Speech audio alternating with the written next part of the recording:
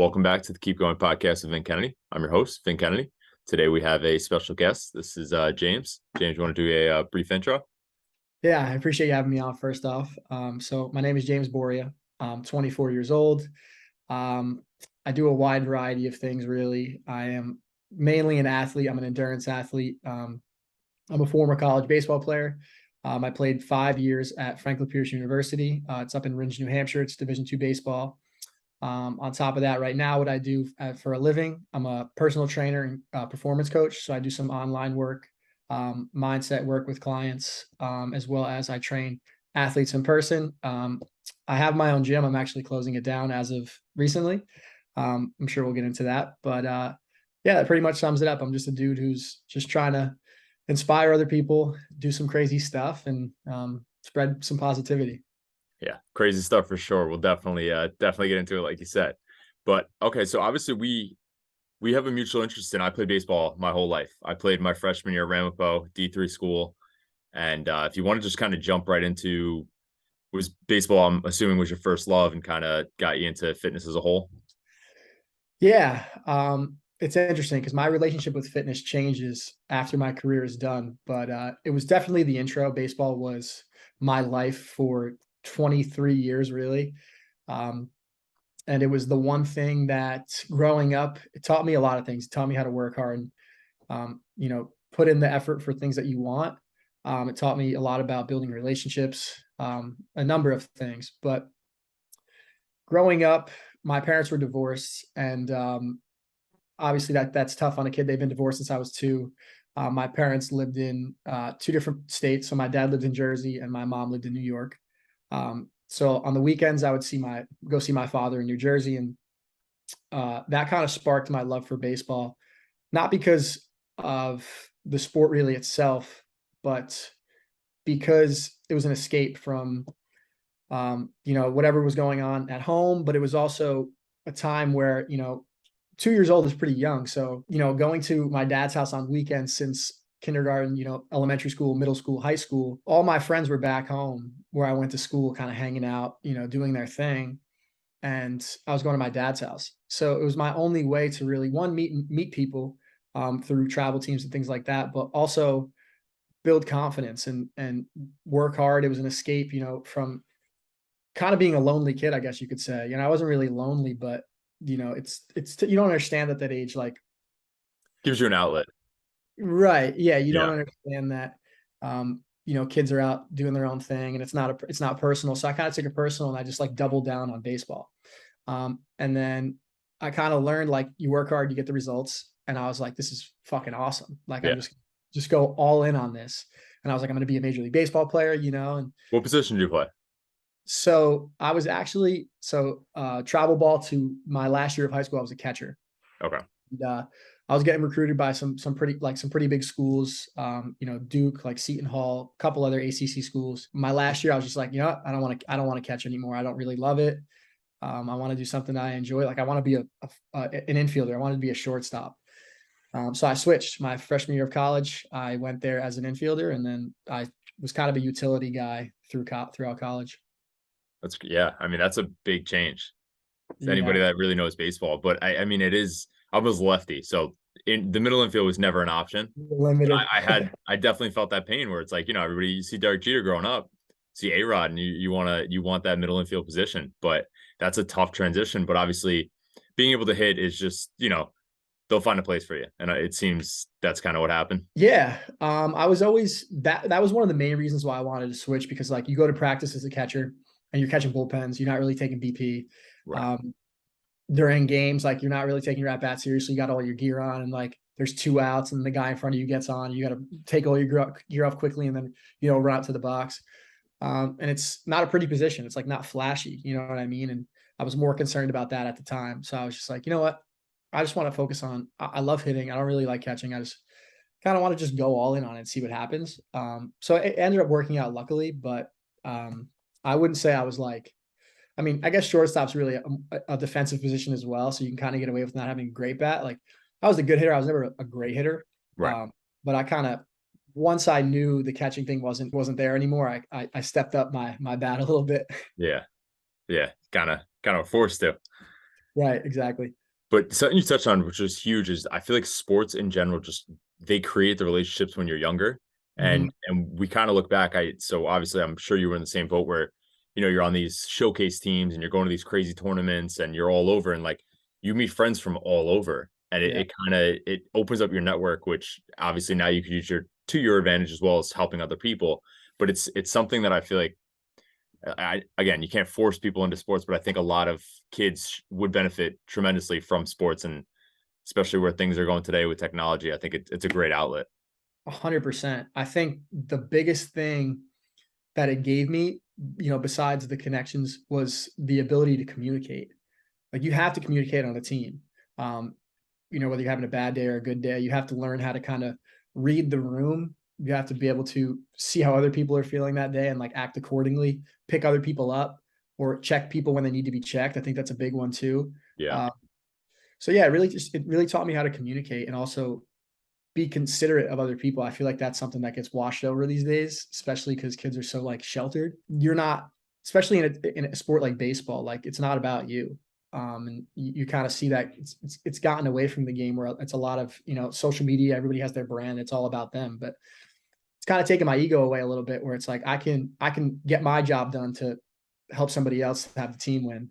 And there's so many great things, but just the ability to communicate is something I see now because it's like I can very easily walk into a room with 10 other people and I can connect with 10 individuals who I've never met before because I've been thrown into that situation so many times. Like, hey, we need a player this weekend.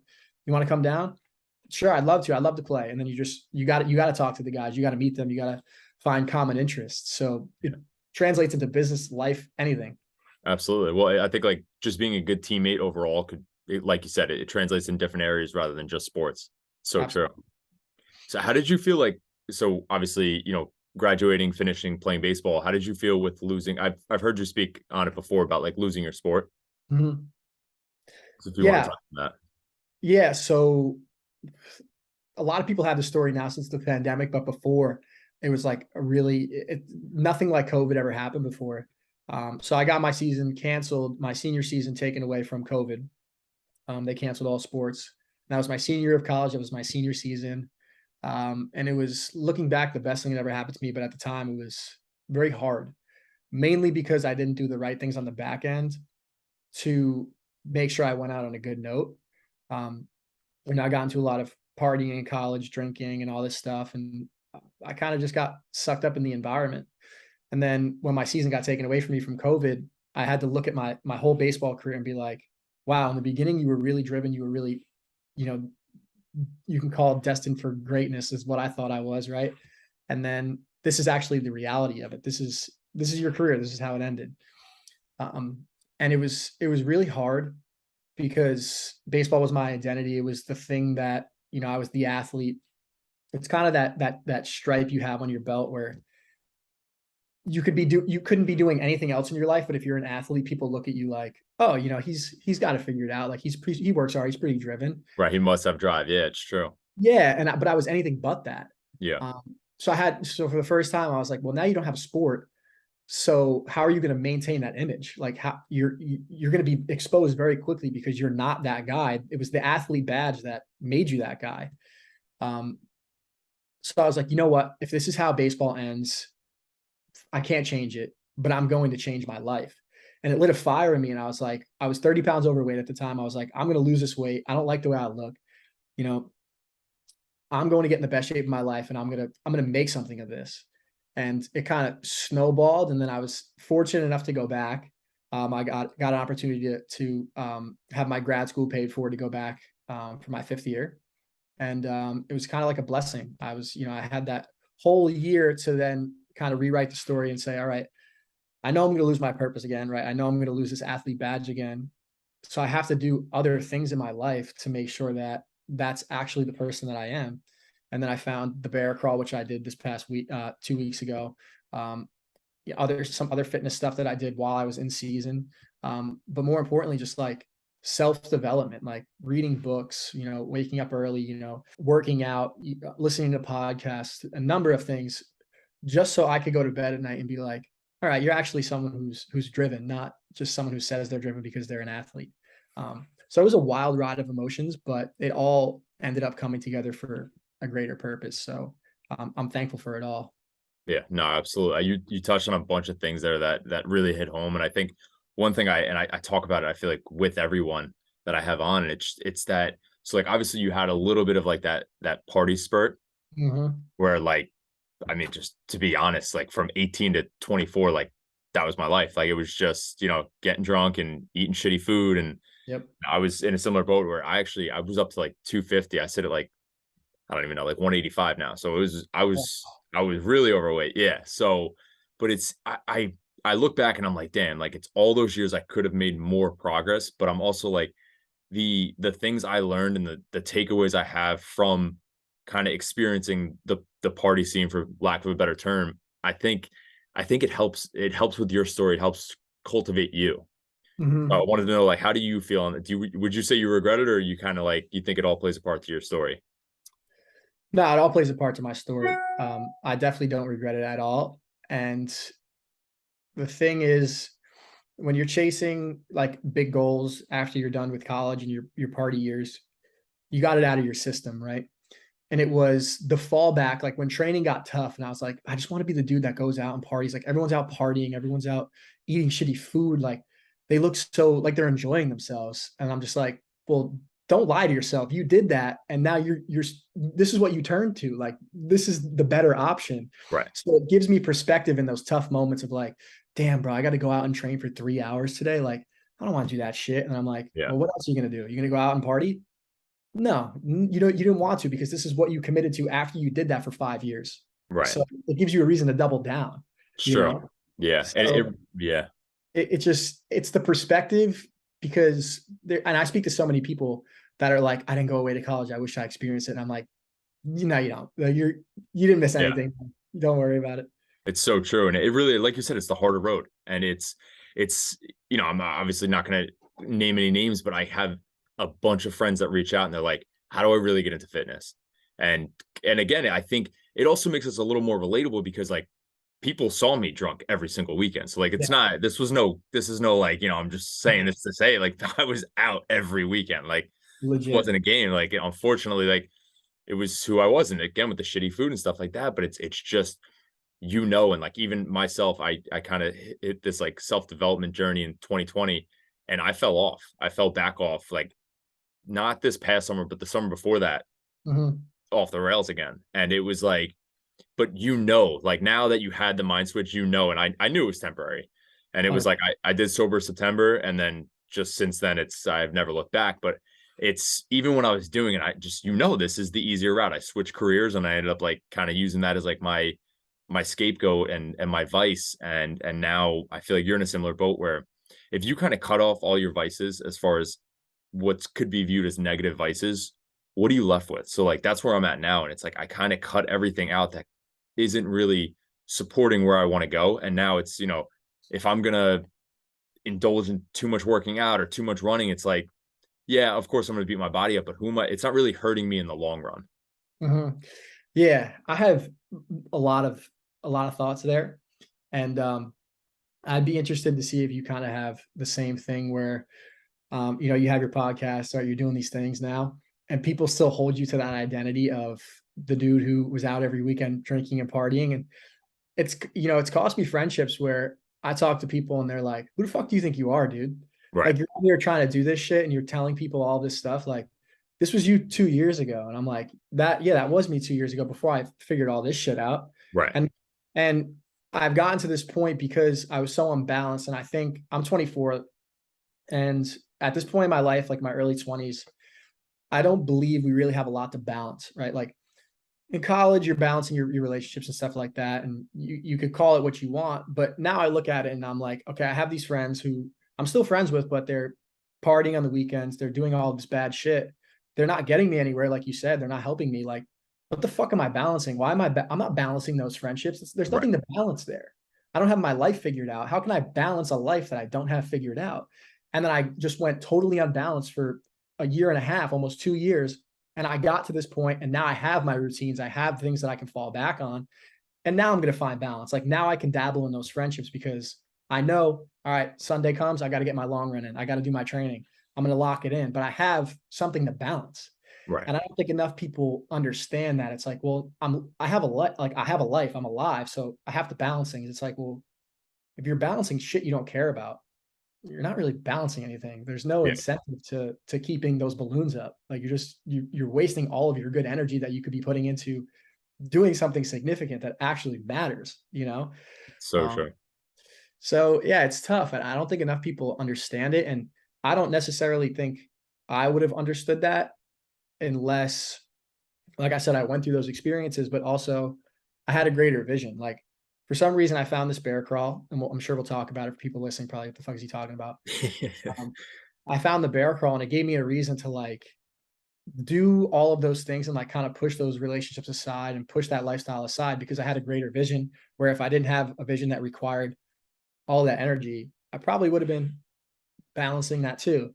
So I give people grace, but it's like a certain point in your life, you have to commit to something that scares you, that you think is impossible, and see if you can achieve it. And then you'll slowly realize, like, wow, I wasn't really balancing anything because there was nothing significant happening. Like I was gonna, 50 years is gonna fly by, and I'll be like, damn, I have nothing to show for this. I Yeah. didn't help anybody. I didn't even help myself. Um, so to give a solution to, the all the shit I'm talking right now, like go out and commit to something that you don't truly believe you're capable of, and it will force you to meet the demands of that task. Absolutely. I really, and I preach it all day long, but consistency will bring you whatever you want. It's so true. Absolutely. And to touch on the relationship part where, yes, I'm absolutely in the same boat where, I'll have some people where it's like, oh, please, I remember you, getting drunk, whatever, a couple of years ago or 2 summers ago, whatever it was. And Yep. it's like, yes, of course, but we all have the ability to change as well. Right. One thing with myself is like, and I feel like you're in a similar boat where it's like, I don't cut anybody off. We just don't align anymore. And of course, I'll Right. make efforts to hang out. The big issue that I find, and me and my little sister talk about this all the time, is that there's not enough places or things to do that don't involve alcohol or bad food. Like Yep. and right there, especially like a guy like you, I'm in the same boat where it's like I'm on a marathon prep, and it's like I don't want to put bad food in my system because I know same thing. Have a long run Saturday, like I just don't want to do that to myself. So like I'm not going to set myself back Friday night for a chicken parm or whatever it is for a quick gratification because it's not worth it. So Right. I think that's kind of the relationship part that definitely hurts. And then to touch on the goals, it's yeah. I mean, if you I I tend to be a little crazy with like I just finished a marathon prep and I just went into another one. I finished a bodybuilding prep. I went to 75 hard. Fuck yeah. But it's like if you just put what's next, that's you need something to chase after, or I'm just moving aimlessly, and that's when I'll fall back to my vices. Like I need that goal. And then like you said, I used to set, I think in the beginning, I was someone who just set these goals to do them. Now I kind of redefine it where it's like I'm gonna run a sub 3 hour marathon. Mhm. So it's not just, oh, I'm gonna get that done. Like the bodybuilding show was, I was terrified to step on stage. So I was like, I just need to do this to step on stage. But now I'm working on like exactly setting the big scary goals that it's, time specific or a specific thing you need to hit that it's like, maybe I can't do that, but we're going to find out. And if I have to run 100 marathons, I will. Like, it's just how it goes. Yeah. So yeah, there's two things with that, and I I I'm the same way. And it's funny because you have those same people that are like, "Oh, you don't know, like what the fuck are you doing? Why are you doing that?" Whatever. And so I just set 2 world records, and then I committed to running a marathon like 5 days later. And I have all these people messaging me, and they're like, "Bro, you gotta slow down. Like you just Take a broke 2 break. world Yeah. records, Oh, break, God. whatever." And I'm like, "Yeah, well, I don't know if you remember, but you still think I'm the motherfucker I was 2 years ago, right? So if I'm still that same dude that you want to hold that image of me as, I have to keep doing these things because guess what? I will fall back and I will be right next to you in 3 days, and I'm going to look up in 6 months and be like, shit, bro, I got to do this all again, all again." It's true. So I'm that person, and I openly tell people all the time, I am naturally a lazy person. I have, I don't, and I don't even want to say if I'm a naturally lazy person. Maybe we all have these thoughts in our mind. I'm questioning if some people do. I don't know if we all do. I think most of us do. Right. Where we get up in the morning and we don't want to do these things, right? We don't want to show up and do the hard stuff. But I have those thoughts every day, and I tell myself, I'm like, you're a naturally lazy person. And there was this quote, I can't remember who it was. I have to look up and find out who it was, but he said, Every day I wake up, it's a battle of me fighting the naturally lazy person that I am. And that's how I look at it. I'm like, I have to have what's next. I have to do all these things and I have to set these uncomfortable goals because I have to make sure that I meet these standards. And I have to make sure that I don't fall back into that default James Boria who coasted through 5 years of college and was like, wow, bro, you really just threw away 20 years of work, 22 years of work for 5 years of a good time that that wasn't Yeah. even worth it. Like shit, you know. No, Um, absolutely. I think what's next, um, and constantly doing these things allows you a lot of things. It allows you to not fall back to who you are, but it also you have to be re-humbled. And I talk about this thing of there's a lot of shit out there like David Goggins and stuff, and I'm a big fan of Goggins, and I think a lot of people use his stuff in the wrong way, like detesting mediocrity and all of this shit. But it's like you know, eventually running 5 miles becomes super comfortable. Like that's not uncomfortable. So the thing that you're doing for that 8th month period becomes your routine. It becomes comfortable. Now you have to fucking wash that again, go back to square one, be vulnerable again, so you can be humbled. And now you're actually detesting mediocrity, which relates in specific to you, not just the guy who eats potatoes or fucking chips on the couch every day. Right. If you're comparing yourself to that guy, you're detesting mediocrity, but So true. not to you. Yeah. So you have to do something again. You have to rewrite the steps and keep testing your process to actually have that statement be valid, you know? So there's so many reasons why it's super important, but I mean, I also just can't sit still. So Yeah, I'm in the same boat. But it's so funny because I added that late.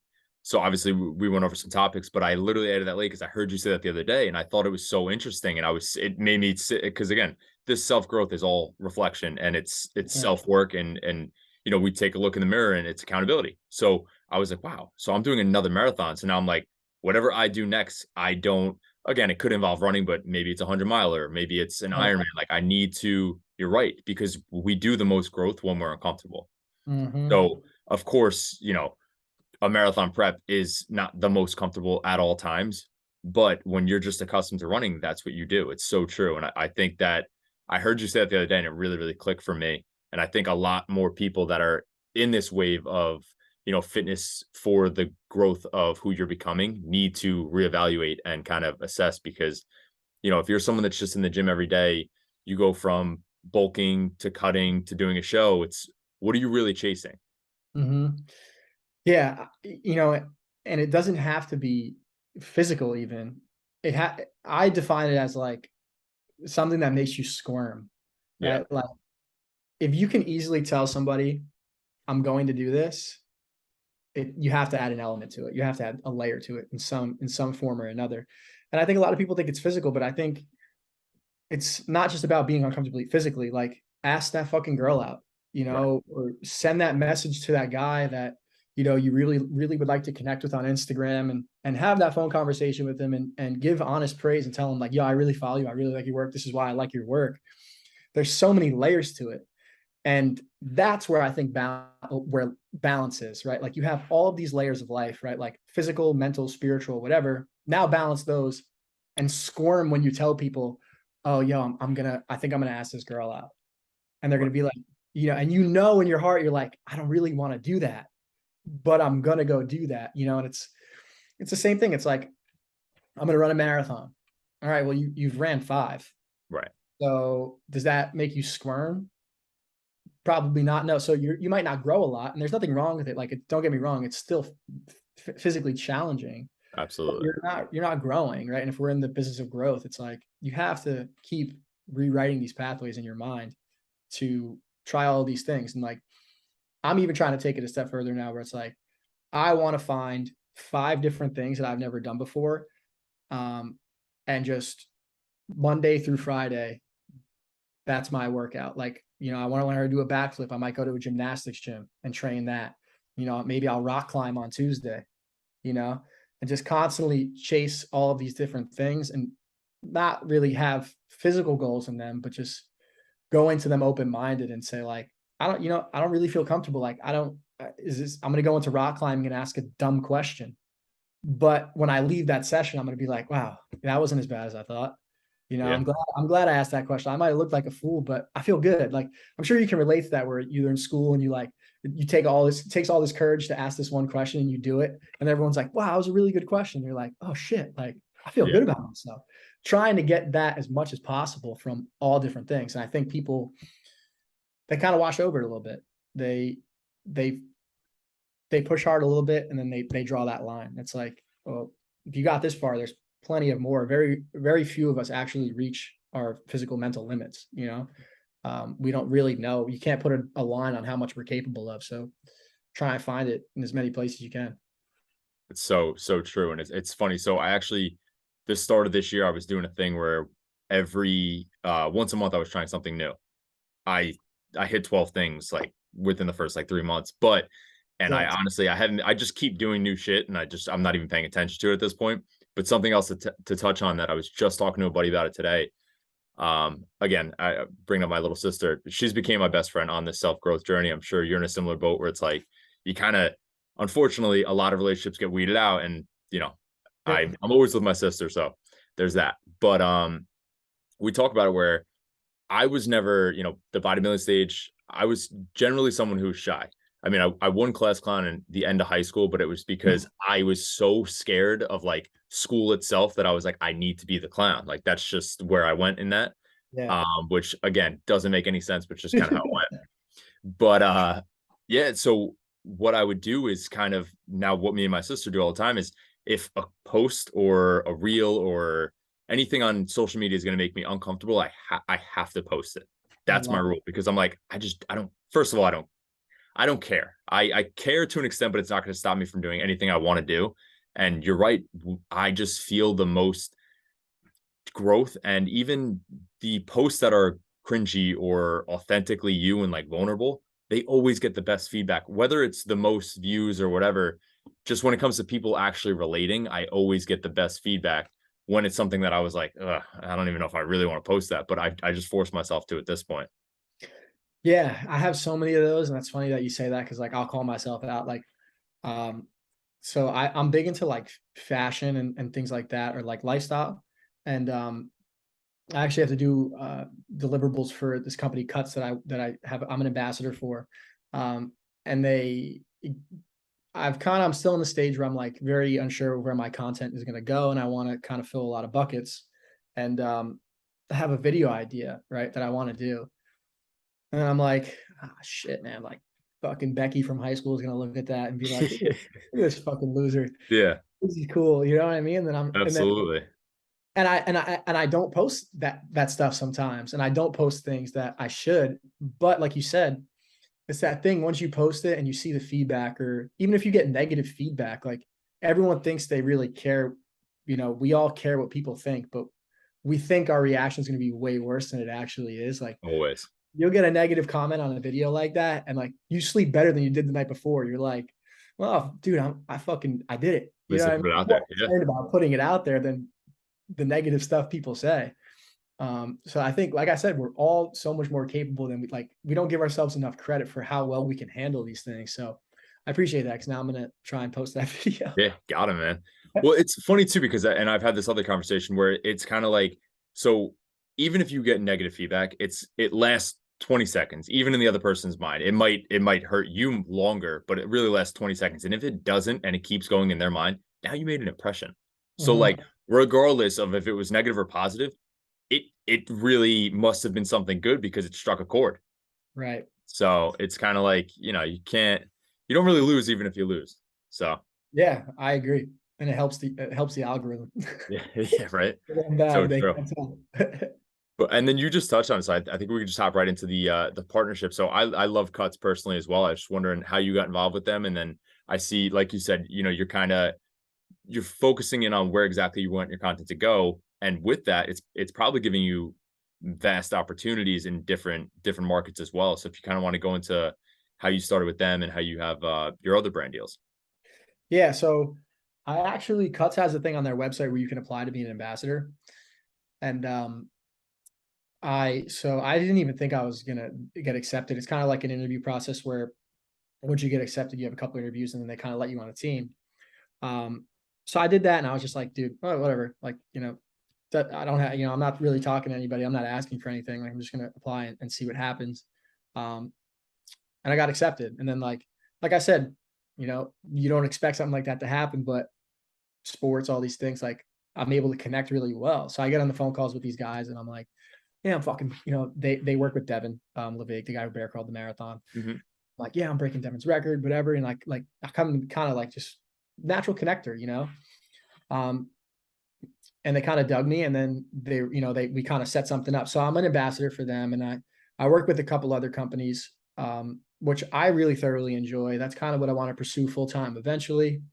Kind of do crazy things, work with these brands that I really like, and kind of share that message with other people.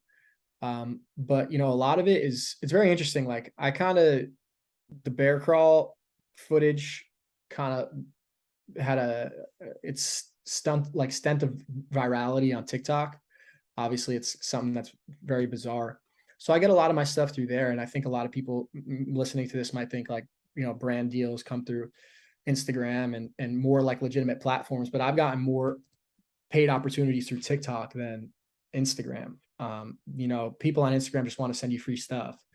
I'm talking to MyFitnessPal right now to do a thing for January, a campaign in January. A couple others, like even small stuff, deodorant companies, things like that. And I think the most important thing for people to hear is when you get approached by these brands and they start to offer you money, it's very easy to just say, I'll take that and I'll put it on my TikTok feed, and in 10 weeks it'll be all the way at the bottom. No one will see it. But I'm trying to take the approach of like, it's such a small amount of money, right? A couple $100.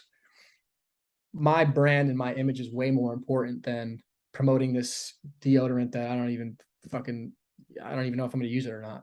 Right. That how could I even, like, you got to think long term. It's like, how could I even incorporate that into content? Like, I don't know if I really can. Like, naturally, for the way that I create content, I'm not going to put a fucking video of me putting deodorant on my armpit. So I'm not going to take that offer. Right. So it's been hard. Trust me. Like I would love to go out there and just you take all of these things from TikTok and say like, I'm just going to rack up a check and like promote all of these products. But then it's just like, what happens when Cuts comes to me and says, we'd like you to be like a paid partner in 5 years. And now I'm trying to tell people Cuts clothing is the best. Cuts is this, Cuts is that. And they're like, well, you were fucking promoting 5 other companies as well.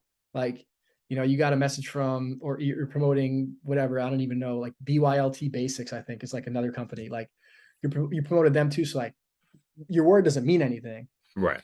And that goes into just like the way you live your life. Like, I think consistency is key, right? Like, but you can't sacrifice your main goal. Same thing with the bear crawl. It's like, I couldn't post as much as I wanted to, but I knew if I did what I said I was going to do, my word would hold way more weight at the end of the day. It's the same thing with brands. Just like, if your goal is to work with these companies full time, don't settle for a check, because like you're never going to get there, because they do see through that shit, and they have people who are that I meet with once a week, and I talk to them, and they see what you do. Right. So they're going to have that in the back of their mind and say, this kid's just another one of those guys that's going to take all the free shit he can get. When he gets paid, he gets paid. You're not really a legitimate partner at that point, Yeah.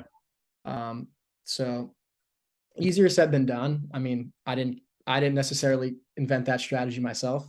I've heard that from multiple people, and I'm just trying to live by it. So yeah, the brand stuff is really cool though. It's like I said, like we were talking about before, like the cut stuff, like it's giving me a reason to kind of come out of my comfort zone and say like, look, you meet with somebody once a week, they give you these deliverables and you have to execute. So get over what fucking the people from high school think. Get over what all these people are going to say about the video that you make, because you have it, like it's a job you have to do, right? You have to keep your word and you have to be good on it.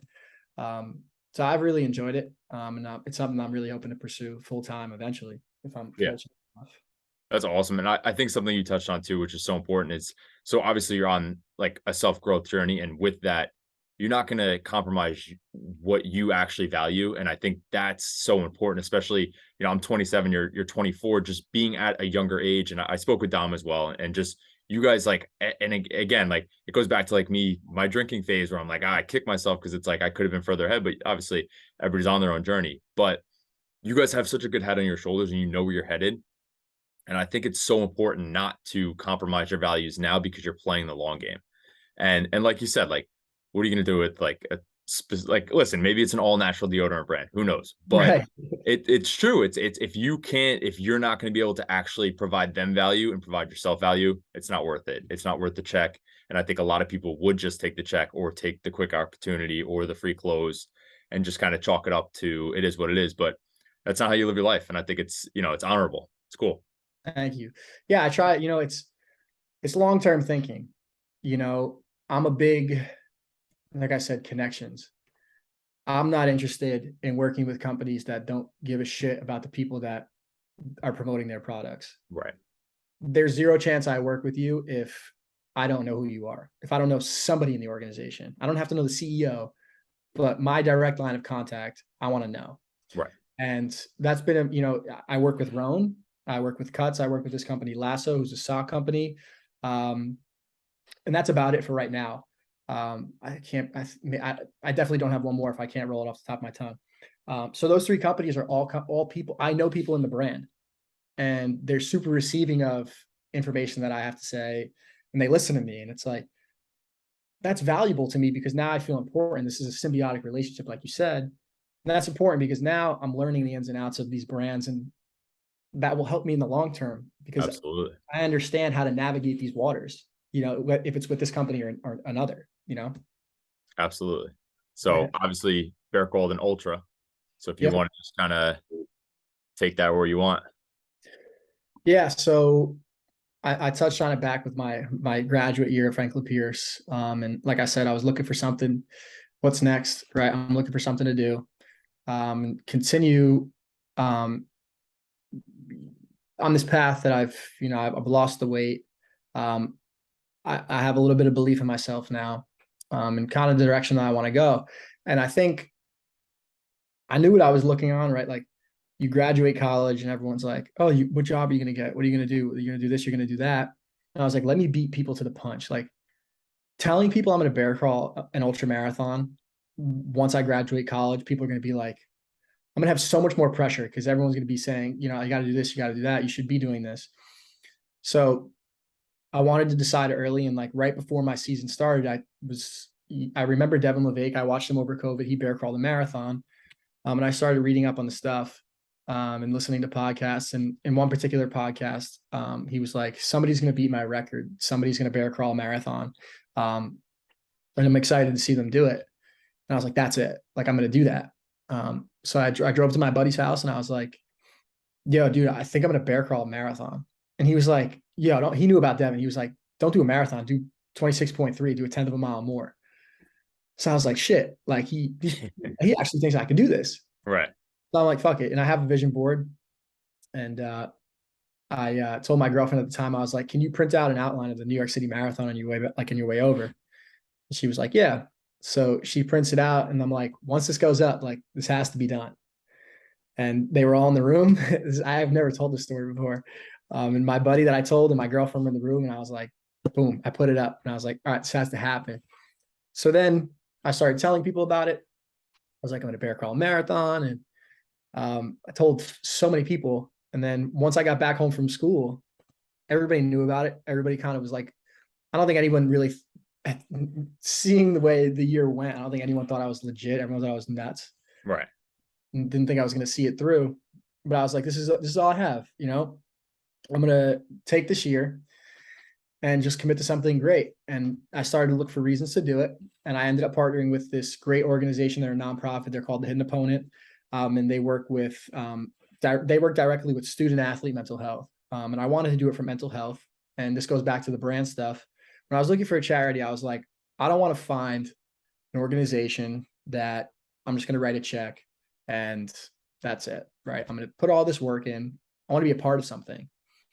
And within 30 minutes, literally, of finding the organization, I was on a phone call with one of the higher ups in the organization. Her name's Leanne. She's great. And she loved the idea. And I was like, I don't really know how this is going to look, but this is going to happen. and I want to partner with you guys. And it wasn't the initial reason when I first started, but then I started thinking of everything I went through in college, and I was like, this is perfect. I'm doing something people think is impossible. I'm somebody who just, a year ago was somebody nobody would look at and say, this guy's going to set a world record. And I was like, the odds are stacked against me. Um, you know, this is a way to show people I played with, like, this is how it's done, right? Like this is stepping into vulnerability. This is fighting a greater fight. And I just went tooth and nail for 16 months, hours on hours on end. What And I would some just, of that training look like? Because I'm just curious. Obviously, now you're in a marathon build, and yep, I am again myself, and I know like obviously you got to stack the miles. Like, what was like a Monday through Sunday even looking like? it varied. Again, I trained for 16 months, so it was a long process. You train for a marathon for, I don't know how 16 long. weeks. Yeah, Yeah, 16 weeks. Yeah. 16 weeks. So I was around like 70 weeks. So like I said, it was an interesting process because in the beginning, I didn't believe that I could do it myself. So I was like, I want to have a world record by the time I'm 24. I'm turning 24 on October 12th. I picked October 7th because it was the first Saturday before my birthday, and I wanted to do it on a weekend so people could be there. So that gave me 16 months, and it was longer than I needed. But again, when I started, I didn't know. Yeah. So I hit the ground running. In the beginning, I bear crawled at least a mile a day until I felt comfortable with a mile, and built all the way up to like 3-4 miles.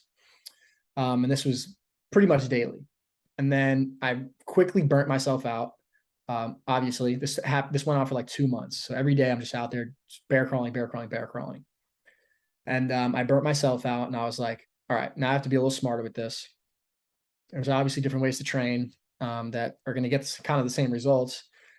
So then I went to, I would drag kettlebells for, 45 minutes to an hour on, Monday, Wednesday, Friday. And then I would just do like an hour free crawl on Tuesday, Thursdays. And then a Saturday would be like a 5-mile crawl. So kind of like a little running volume, right? You have like your speed workouts and stuff like that.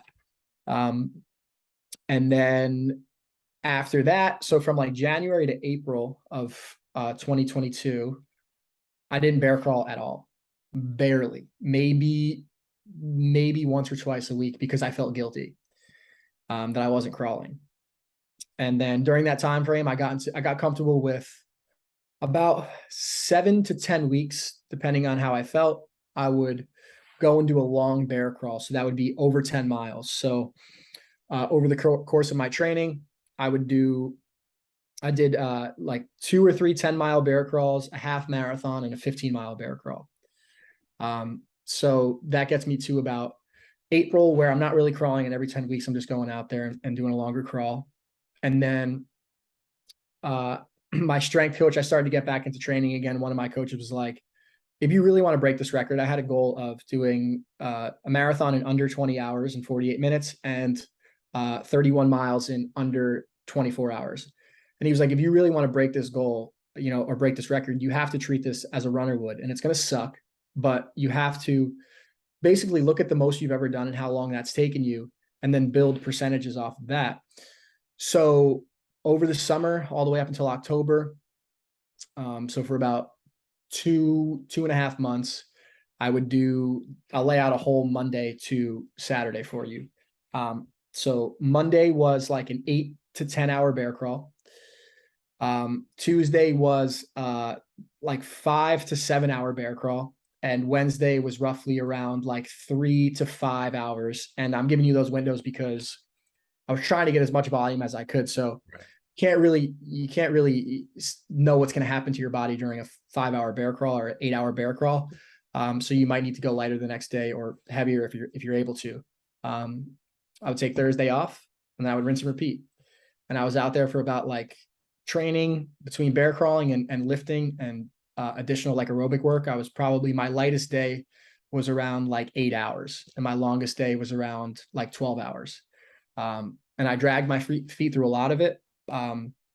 Most of it was just spending time out there and learning how to just get beat up again and beat up again and beat up again and weather the storm, and testing my nutrition and finding ways to just deal with this massive amount of volume. So I did that all the way up until my taper. which I did about mile like 3 times a week. And then I went out and did the actual 31-mile crawl. So it was a lot of different methods. It was literally just survival. What was working, what I would, I tried to do the most I could at for a majority of it, but a lot of it was give and take. Like I'm going to pull off the reins, and then I'm going to, make sure I have a plan going forward of how I'm going to build this volume, or, I'm going to taper. I did a lot of stupid shit. I trained a lot of dumb ways, but it was out of fear. And a lot of it was, my body was probably ready 8 months into that training, but those last, 6 or 7 months were solely mental to actually get there on the day of October 7th to be like, I'm fucking ready for this thing. Yeah, that's wild. So in 24 hours, you bear crawled the full amount, right? You hit all of your goals that you previously set. Yep. So I bear crawled the marathon in 18 hours and 44 minutes and the ultra in 23 hours and 26 minutes. It's crazy. That's awesome. And so like how fuel wise, like were you eating like crazy? How did your body respond? Yeah. So I got down what I thought was my fuel plan for the race. And then once the race day started with nerves and the pace, it went to shit. So for the first like 6 hours, I probably barely ate anything. Like I'm talking maybe, I like BPN, so I use their G1M Sport, like maybe 2 scoops of G1M Sport and like 3 Twizzlers. It's crazy. Yeah, and there was a point in time where I got to the Brooklyn Bridge, which was mile 6, and I don't know if you've ever been to the Brooklyn Bridge, but you can see through the wooden slats on the Brooklyn Bridge, and you can see the water below. And it made me really nauseous. And my stomach was already hurting me before, probably because I hadn't eaten. And I was throwing up, and I got to the end of the bridge, and we kind of like took 10 minutes and like pretty much rewrote a whole nutrition plan. He was like, my coach was like, all right, what are you looking for? Like, what can you get down? We have to eat. You're not going to make it if you don't eat. And like, I went with like soda, freaking Rice Krispie treats, like Quick calories. Yeah. donuts at one point. And I ate we're in New York City, so I was stopping at like stands on the street getting like pretzels and but really whatever I could stomach. So the nutrition again was terrible, but it's like when you have that vision, it really pulled me through. Like I truly believe if I didn't eat, I still would have done it. Maybe not as well, but like I did barely eat.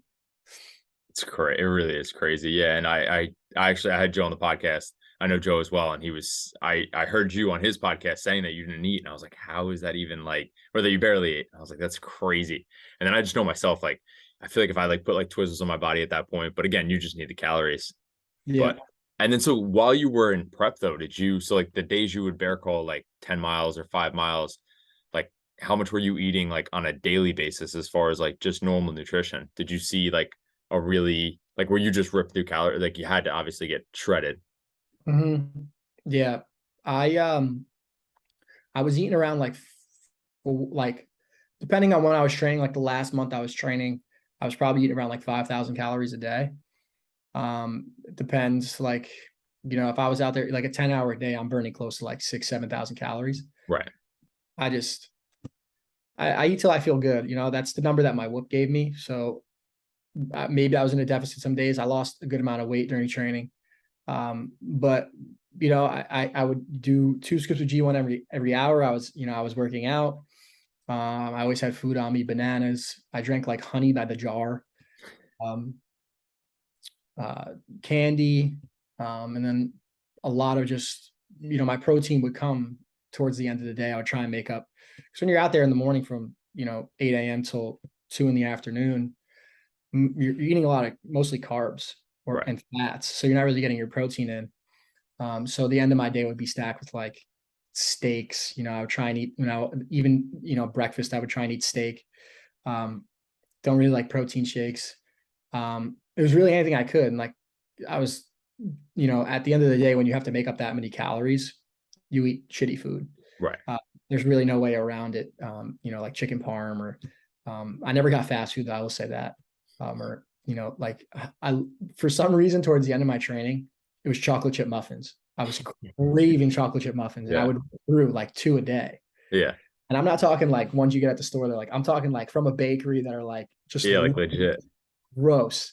Yeah. I was just crushing 2 of them a day because I enjoyed them. So I was like, this makes me want to go train. Cause I'm like, I just ate 2 muffins. I got to go work out, or like, but it was also a way to make up calories, you know? So it was all hands on deck, whatever got it done. Absolutely. So now, obviously, being done with that prep, now you're, I know I heard you say even recovery wise, like it was a couple days until you were standing up on your own, correct? Yeah. About 2 days. Yeah. I mean, that's so obviously body took a toll. So now, somewhat coming back to normal here, like, have you seen a big spike in still as far as like how are you really hungry? How are you kind of feeling after? Yeah. So I'm starving when I wake up in the mornings, and that's from training.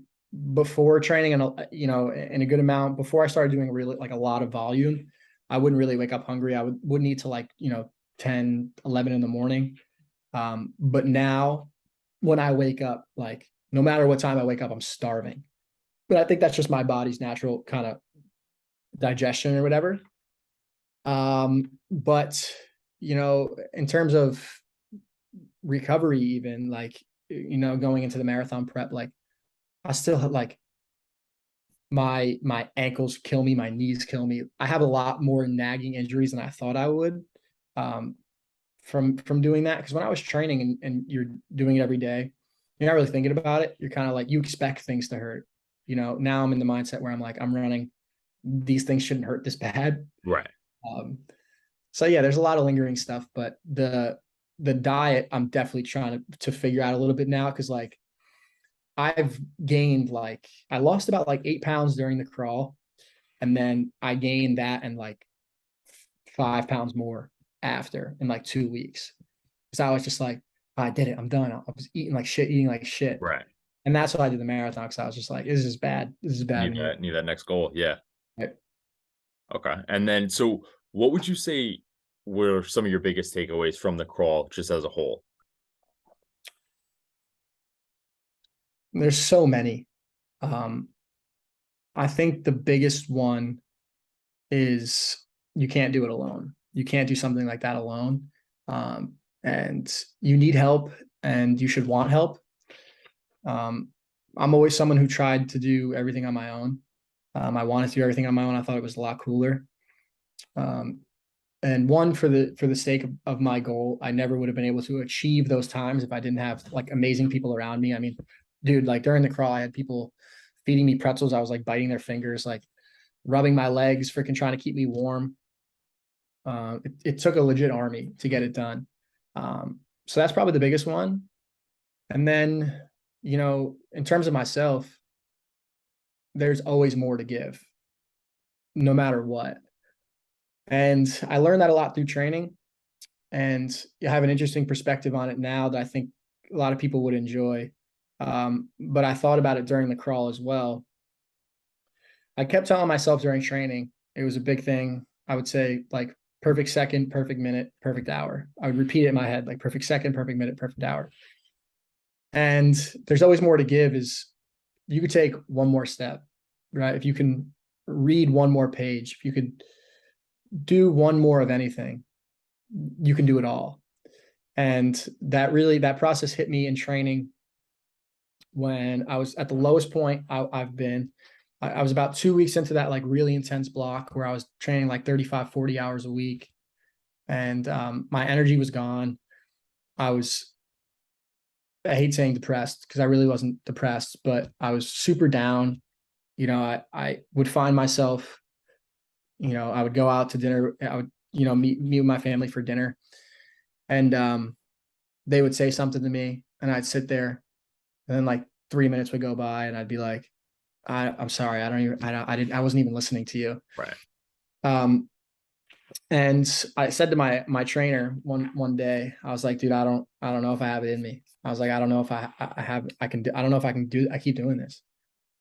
And he was like, can you show up tomorrow?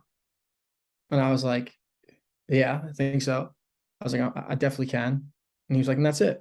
One more day. He's like, all you gotta do is just go one more day. And then you'll deal with tomorrow, and you can go one more day, you go one more day. And I sat in the tub that night And uh, I was looking at the ceiling and I was just like, are you done? Like legitimately, I was legitimately asking myself, I was like, are you done? Are you finished? Can you not show up tomorrow? And I was just like, no, I can show up tomorrow. I don't know how well I can do tomorrow, but I can show up tomorrow. And I was like, then that's it. That's the key to this whole thing is you don't have to see it. You don't have to feel it. It doesn't have to be tangible. Can you just bring yourself to get there tomorrow? Can you bring yourself to one more lap and then deal with lap two when lap two comes? And I think we all can. It's just we lose perspective. And that was the greatest perspective I could find was one more minute, one more second. And I thought about it during the crawl all the time. I was like, it seemed to go in waves where it was like 2 hours would be good, 2 hours would be bad. And I'd be like, 1 minute, just 1 minute, bro. Just crawl Right. as far as you can for 1 minute. And that minute goes by and you say the same thing again. And the next thing you know, you're 2 hours and then you feel great. And it's like a lot of us don't give ourselves the opportunity to come out on the other side of these things. We fold. And it's just like, give up the ego, right? That was another thing too I learned. Really just give up the ego. Sometimes you don't have to demand so much of yourself. Just demand that you go one step further. You continue this path for one more second. And that one day of training like literally changed the outcome of it all. And it got me through like the most dark training days and fucking 24 hours of bear crawling. Yeah. I mean, it's so powerful and it's so true. And obviously smaller scale, but in my marathon, I bonked out. I don't know if you're familiar with that, but I ran in Colorado. So my hydration plan was just, I couldn't even, I live in Jersey, so I couldn't even prepare in the slightest. So I just knew the altitude was going to eat me alive. There was elevation. Last like 8 miles was just an absolute, like, I just grinded through it. And that's it. I just kept saying to myself, like, just run this mile, run the mile you're in, and we'll deal with the next mile when we get there. And it's the same principle. And it's so true. And I've been saying it as well, where it's just we leave so much potential on the table. Where if you Mm-hmm. just show up and just start moving your feet, like, or just whatever activity it is, if you just start doing it, you'll get into the flow of it. It's Yeah. just it's you see rain outside, you don't want to grab your running shoes, but if you just put them on and go outside without thinking, and you just start moving your feet, it kind of just it flows, it happens, and you're doing it. Like, Yeah. We don't, a lot of us, myself included, don't fully believe in our ability to adapt. And I think that's where that comes from. And like you said, we take a lot of results away. We take a lot of our potential away. It's because we're not putting ourselves in the situation to figure it out. It's like you're gonna fucking quit. You're gonna stop training in a fucking bathtub right now instead of fucking quitting tomorrow at the field. right. You all you gotta do is go to bed. Go to bed and go to the field tomorrow. Shut your mind off, and then once you're in the fire again, have the same conversation with yourself. And then you realize you're like, fuck, dude, I went to bed. I fucking drove myself here. I did all this. I'm fucking getting this thing done. Right. Like, or I'm going to fucking, my ego's out the way. Like, this might be a bad workout. It might be a bad day, but I'm going to get through it. I'm just going to keep showing up. And it's like, people don't rely on their ability. They don't give themselves enough credit. Like, we're so much tougher than we think, but we don't put ourselves in the situations to be tough. We quit before it gets tough. Whereas you do all that work to get to that tough scenario. And just from an order of events, just nature of events, you're going to want to push forward because you showed up, you know? So true. Yeah. And once you're in it, it's funny because that's not generally when people quit. It's the idea of doing it kind of deters you, which is Yeah. crazy. But I'm so curious to see how you mentally handle a marathon, because again, that's just something that seems to be daunting towards people, because even in a prep, you're only going to probably do 22 mile run like as your biggest run.